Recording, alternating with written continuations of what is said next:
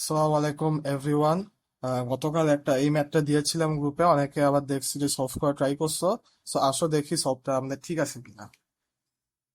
So এ পয়েন্টের ভুজের দিকে তাকাও। এ পয়েন্টের ভুজের দিকে তাকালে কি দেখা যায়? এক ঘর হচ্ছে ডান দিকে গেছে, রাইট?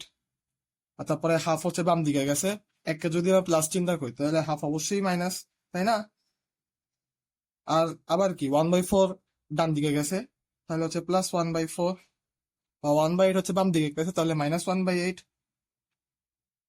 এইভাবে আর কি এই সিরিজটা চলতেছে। আর কোটির দিকে তাকাইলে কি দেখি? কোটির দিকে তাকাইলে আমরা দেখতে পাই এক ঘর উপরের দিকে গেছে, তাই না?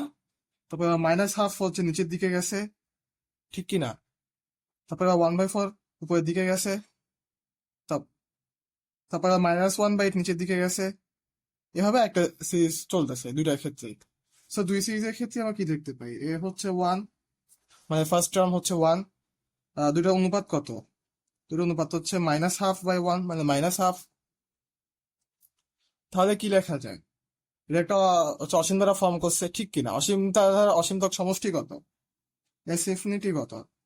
এ বাই 1 - আর, যেখানে হচ্ছে মডুলাস আর লেস দেন ওয়ান। এখানে হচ্ছে মডুলাস আর লেস দেন ওয়ান কিনা? হ্যাঁ, মডুলাস আর লেস দেন ওয়ান, তাহলে এই সূত্রটা আমাদের ঠিক আছে বসানো। তাহলে এটা মান কত? ওয়ান। One plus half. তাহলে লসাগু করলে কি পাবো? 1/3/2। এবং এখান থেকে লেখা যায় 2/3। তাহলে আমরা এ পয়েন্টের স্থানাঙ্ক কি পেলাম?